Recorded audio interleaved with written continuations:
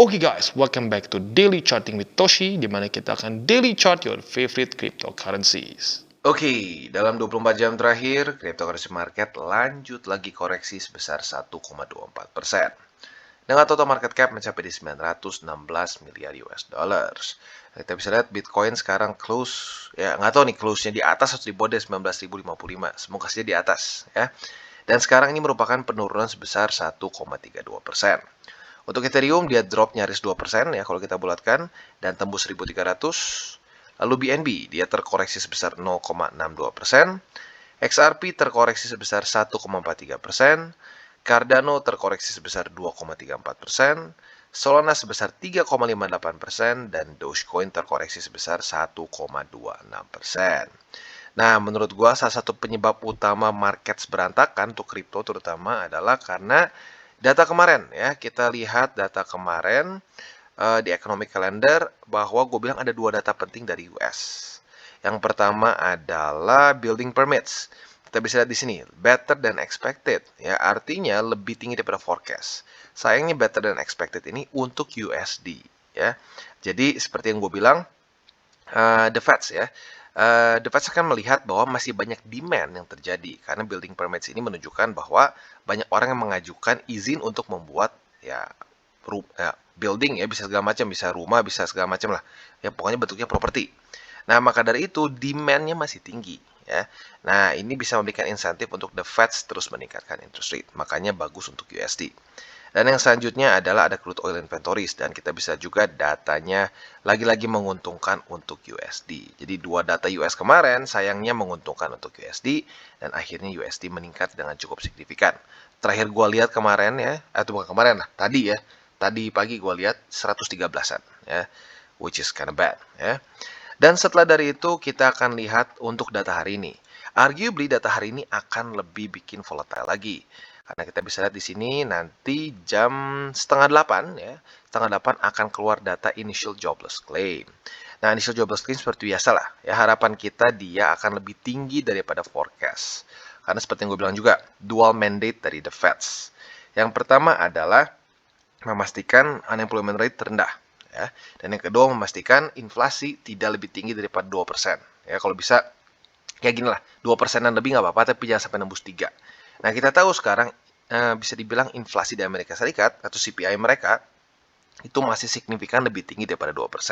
Sementara kalau pengangguran di Amerika nggak bertambah, ya, maka jelas apa yang akan dilakukan oleh the Fed. The Fed akan terus meningkatkan interest rate. Nah, jadi kalau ini lebih rendah lagi daripada forecast, tentunya ini akan membuat USD makin kuat, ya. Dan setelah itu juga kita akan ada data existing home. Nah, existing home ini kita bisa lihat yang kita harapkan adalah lebih rendah daripada forecast. Ya, ini a higher than expected reading should be taken as positive or bullish for USD. Nah, jadi harapan kita adalah dia itu lebih rendah daripada 4,7 di sini ya, di bawah dari 4,7. Jadi kurang lebih seperti itu untuk data dari Economic Calendar pada hari ini. Lagi-lagi cukup penting ya. Dua-duanya bintang 3. Dan ini sebenarnya satu lagi juga untuk Fed Manufacturing Index. Ini juga satu lagi ya. Cuman gue jujurnya ini jarang perhatiin. Tapi bintang 3. Jadi mungkin salah satu yang boleh lu perhatiin juga. Ya. Oke. Jadi kurang lebih seperti itu. Nah, itu berita yang nggak terlalu bagusnya ya. Yang data-data kemarin. Dan ada possibility volatilitas lagi pada hari ini. Data yang cukup bagus itu datang dari Elon Musk, di mana kita tahu sudah baru keluar nih kuartal 3 data bahwa Elon Musk tidak menjual sisa Bitcoin yang mereka punya, ya, which is good. Jadi masih ada sisa 218 juta US dollars dalam bentuk Bitcoin di ledgernya Tesla lah kesannya, ya. Jadi kurang lebih seperti itu ya. Dan next kita akan masuk ke chartnya ya. Untuk chart kita akan lihat nih, apakah Bitcoin daily close-nya di atas atau di bawah dari 19.055. Dan jawabannya adalah yes, ternyata masih di atas untungnya. Ya, dia close daily jam 7 pagi tadi di 19.124, which is okay ya, nggak bagus banget tapi okay.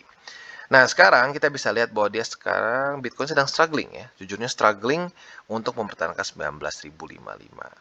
Nah, kita lihat hari ini apa yang akan terjadi ya.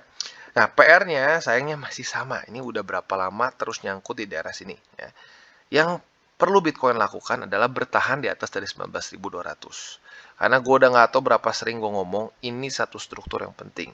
Weekly close all time high di siklus sebelumnya. Ya. Dan kalau lo nggak percaya, lihat sendiri aja dalam berapa bulan terakhir, angka 19.200 ini terus-terusan kena. Ya. Jadi support, sempat jadi resisten, tapi banyaknya jadi support. Ya. Jadi sekali lagi, PR paling urgent dari Bitcoin adalah reclaim daily di 19.200 dan arguably juga untuk yang lebih long termnya, Bitcoin harus bisa menaklukkan ini si 19.200 juga di weekly ya. Karena walaupun minggu kemarin dia berhasil close di atas, itu sangat tipis. Ya, jadi lagi-lagi harapan kita bisa close lagi di atas, mulai retest 20 ya, karena 20 ini ekstra penting ya. Saat dia mulai berinteraksi dengan 20, artinya dia mulai retest juga bull support band. Apabila dia sudah mulai retest di sini, tentunya ini akan bisa menentukan apakah kita akan lanjut bear market, lanjut lagi ke bawah, atau malah bisa reversal di sini ya. Jadi kalau bahasa dari siklus sebelumnya tuh pertanyaannya kita di sini ya, atau di sini nih. Kalau kita lihat di sini ya, ini tuh di sini atau di sini gitu ya.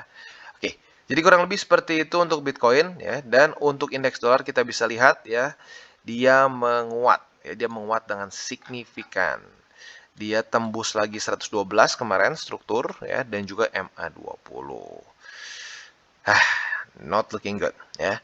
Semoga saja data data ekonomi kalender kita pada hari ini ya, data dari initial jobless claim, lalu ini juga manufacturing di Philadelphia dan juga existing home hari ini bisa membantu DXY untuk lanjut lagi turun ya, karena kalau ini menguat lagi kemungkinan besar dengan momentum seperti ini dia akan lanjut retest 114 ya. Jadi ekstra hati-hati buat kalian yang buka posisi futures juga nanti harus ekstra hati-hati ya.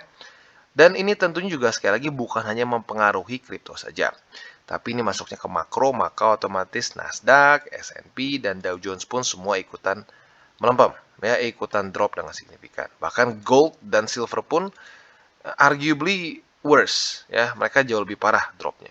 Jadi lagi-lagi ini dalam siklus yang aneh ya, biasanya dalam kondisi seperti ini orang-orang cenderung masuk ke safe haven ya, yaitu seperti gold, silver, tapi sekarang arguably mungkin orang-orang ekstra takut dan lebih banyak atau lebih prefer untuk memegang cash, yaitu USD.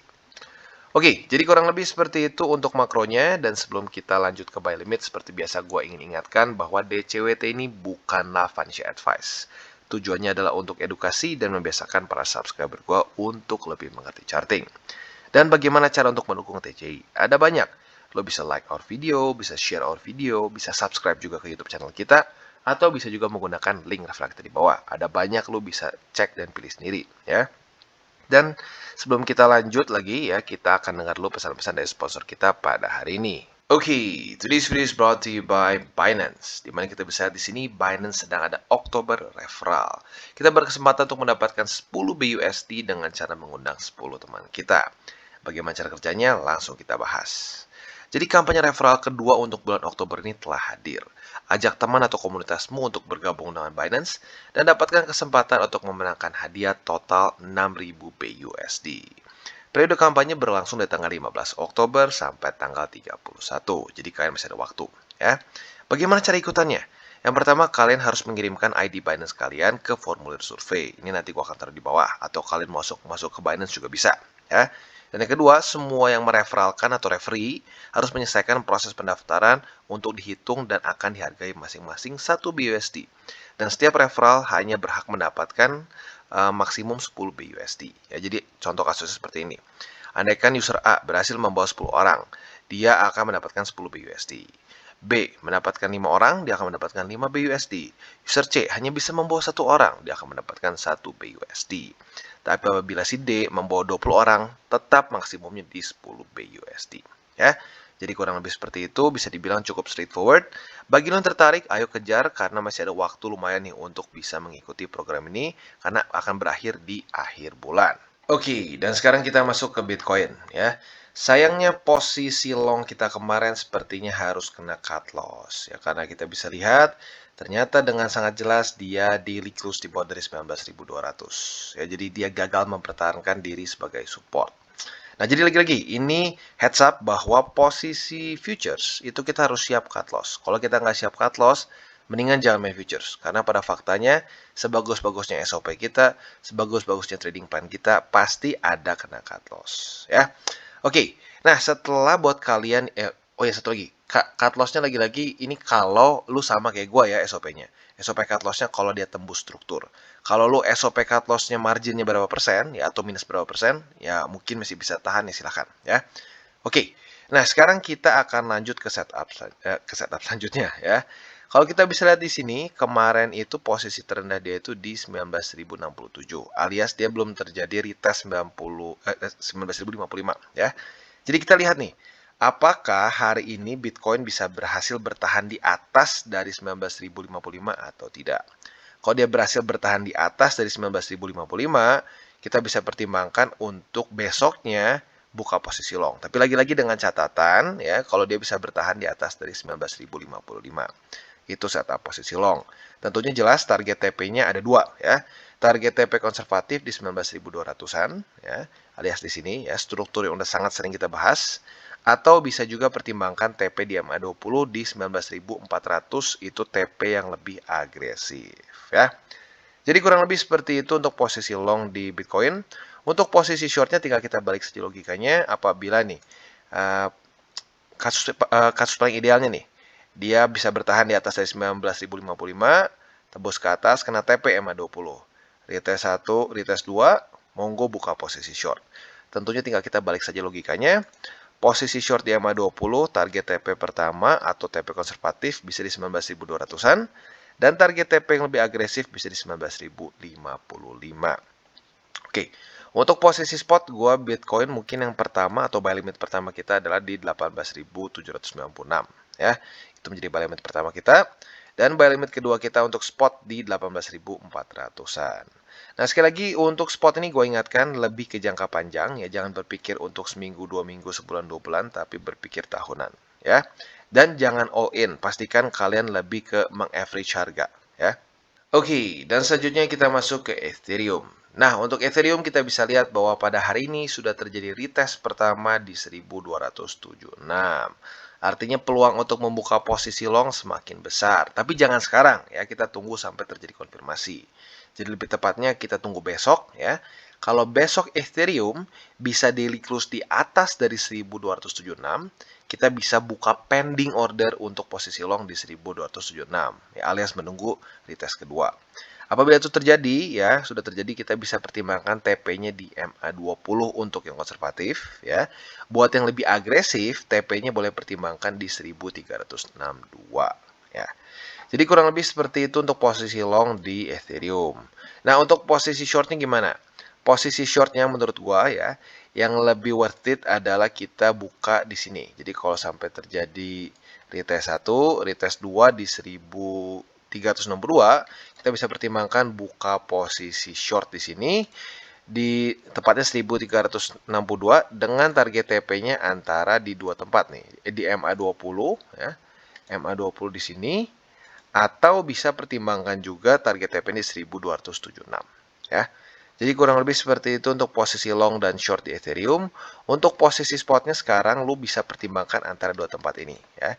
Di 1276 atau di 1242 ya. Nah, lagi-lagi untuk spot jangka panjang ya, dan untuk struktur sayangnya Ethereum masih cenderung flat dan menurut gue ini akan sangat terdikte oleh Bitcoin. Oke, dan selanjutnya kita geser ke Cardano dan kita bisa lihat Cardano makin drop ya. Jadi kita bisa lihat Cardano ini benar-benar kehilangan momentum seperti ini secara price action ya. Kalau secara fundamental, jujurnya to be perfectly honest, Cardano tuh lebih stabil sih dibandingkan beberapa kompetitor dia gitu ya. Nggak ada, misalnya dia nggak ada kejebol blockchain-nya. Kita tahu Solana kemarin sudah berapa kali ke stop ya, blockchain-nya macet. Cardano nggak pernah itu kejadian sama sekali.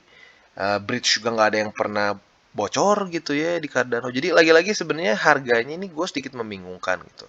Ini bisa dibilang lebih dropnya karena pure sentimen TA aja gitu. TA-nya ngedrop, orang takut cut loss, cut loss, cut loss, cut loss.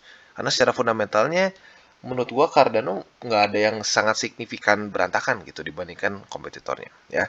Ya lagi-lagi ini menunjukkan bahwa market nggak selalu logical ya. Nah, tapi kalau untuk TA-nya kita bisa lihat bahwa kita bisa pertimbangkan posisi short di MA20. apabila terjadi retest 1, retest 2 di sini. Ya, tentunya target TP-nya jelas yaitu di daerah 30 sen. Nah, untuk posisi long, tinggal kita balik saja logikanya. Kalau terjadi retest 1, retest 2 di sini, kita bisa buka posisi long di 30 sen dengan target TP di MA20 ya. Jadi kurang lebih seperti itu untuk posisi long dan short di Cardano. Untuk spot 30 sen boleh lalu pertimbangkan ya, tapi jangan all in, bentuknya lebih ke averaging. Oke, jadi kurang lebih seperti itu untuk Cardano. Oke, dan sekarang kita masuk ke Matic. Untuk Matic kita bisa lihat bahwa ternyata dia gagal mempertahankan 85 sen. Ya jujurnya gue nggak terlalu kaget, karena gue udah bilang ya, struktur kayak gini, atau bukan struktur lebih tepatnya ya, price action seperti ini. Tembus satu resisten, Bollinger Band masih terlalu dekat, itu sering kali dia jebol lagi ke bawah ya. Tetapi bagusnya apa? Kemarin dia nggak jebol 200. Nah, hari ini dia menjadi retest pertama di 200. Andaikan pada hari ini sampai besok tepatnya jam 7 pagi bisa bertahan di atas dari EMA 200, nah kita mungkin bisa pertimbangkan untuk buka posisi long karena ini dia bisa dibilang EMA 200 sedang berconfluence dengan 83 sen. Kalau kita cek di sini EMA 200 di 0,833, sementara di sini 0,832 ya. Jadi literally cuma beda kurang dari 1 sen ya. Jadi ya lo bisa pertimbangkan untuk buka di situ ya. Sekali lagi kalau dia bisa bertahan di atas dari EMA 200 dan di atas dari struktur 0,83 ya. Nah, jadi untuk posisi long di sini kalau andaikan besok dapat, tentunya kita bisa pertimbangkan TP-nya di 85 sen ya. Jadi kurang lebih seperti ini. Kalau jam 7 pagi besok bisa close di atas di sini. Nah, di hari tes sekali lagi kita buka posisi long dengan target TP di 0,85. Nah, Bang, ada target TP lain nggak, Bang? Ada sebenarnya ya. Lu juga bisa pertimbangkan target TP-nya di sini. Ini struktur baru ya. Literally baru keluar dari oven, keluarnya itu pada tanggal 18 dan 19 Oktober lalu. Jadi lagi-lagi target TP posisi longnya bisa pertimbangkan di dua tempat, 85 sen atau di 86 sen di sini ya. Jadi kurang lebih seperti itu untuk posisi long di Matic. Untuk posisi shortnya kita bisa pertimbangkan apabila terjadi di rejection antara salah satu struktur di sini ya. Kalau rejectnya di sini, ya udah buka short di sini. Tapi kalau ternyata rejectionnya itu di atas di 86 sen, ya sudah. Dengan logika yang sama tinggal kita buka saja posisi short di situ ya. Jadi kurang lebih seperti ini. Kalau di atas ya udah buka posisi short di sini. Enaknya kalau di atas ini ada target TP-nya 2. Yang konservatif bisa di 85 sen, yang lebih yang lebih agresif bisa pertimbangkan di 83 sen di bawah sini ya. Jadi kurang lebih seperti itu untuk posisi long dan short di Matic. Untuk spot sama di daerah sini 83 sen, basically market buy boleh. Oke, dan sekarang kita masuk ke BNB. Nah, untuk BNB kita bisa lihat bahwa posisi short kita semakin profitable ya. Jadi buat kalian yang ya kalau ketinggalan ya udah sayangnya udah nggak dikasih kesempatan lagi ya. Retest 1, retest 2 lu buka short. Sekarang keadaannya profit sebesar sebentar, ini ketarik 2. Nah, ini dia. Sebesar ya kalau dibuletin sekitar 2%-an. Not bad, not bad ya. Jadi itu buat yang posisi short. Nah, tapi sayangnya target TP-nya belum kena ya. Kita tahu bahwa target TP-nya adalah di 268,1. Itu yang konservatif. Buat yang lebih agresif di 263,6. Nah, jadi buat yang konservatif ya tunggu kayaknya sebentar lagi kena ya. Apalagi kalau datanya nggak terlalu bagus atau dapat volatility aja sedikit dari economic calendar nanti jam setengah 8-an, ya mungkin akan kena target TP. Oke, jadi kurang lebih seperti itu untuk posisi short dari Binance ya. Lagi-lagi untuk yang longnya tinggal kita lihat mantulnya di mana. Kalau dia mantulnya di sini di 268, retest 1, retest 2, ya udah buka posisi long di sini, target TP di 276,1. Kalau dia ternyata dropnya sampai bawah sini, nah di sini lebih enak sebenarnya ya secara risk rewardnya. Kita bisa pilih mau yang lebih konservatif TP-nya di 268 boleh. Buat kalian yang lebih agresif, mungkin bisa TP-nya di 276,1 ya. Jadi kurang lebih seperti itu BNB secara long dan short. Untuk posisi spotnya gue lebih sarankan di 263,6 karena ini adalah struktur summer low di 2021 ya. Oke. Jadi kurang lebih seperti itu dan kita hari ini akan tutup DCWT-nya, tetapi seperti biasa gue ingatkan, jangan pakai uang panas ya. Oke guys, jadi itu adalah akhir dari segmen DCWT kita pada hari ini. Dan jangan lupa bagi kalian yang merasakan manfaat dari segmen ini, jangan lupa untuk share ke teman-teman kalian. Dan apabila lu pengen mensupport channel kita, ya TCI, jangan lupa untuk menggunakan link referral kita di bawah. Nggak wajib, ya, tetapi apabila lu menggunakan link referral kita di bawah, ada macam-macam ya, dari Bybit, Huobi, Maxi, toko kripto, dan banyak lagi ya. Ya, walaupun nggak wajib, tapi kalau menggunakan link referral kita, lu secara langsung membantu perkembangan dari TCI. Dan satu lagi, jangan lupa juga untuk join Telegram group kita, di mana kita bisa ngobrol-ngobrol santai mengenai dunia cryptocurrency secara dua arah. So, jangan lupa untuk like, subscribe, click the bell icon, and see you on the next video.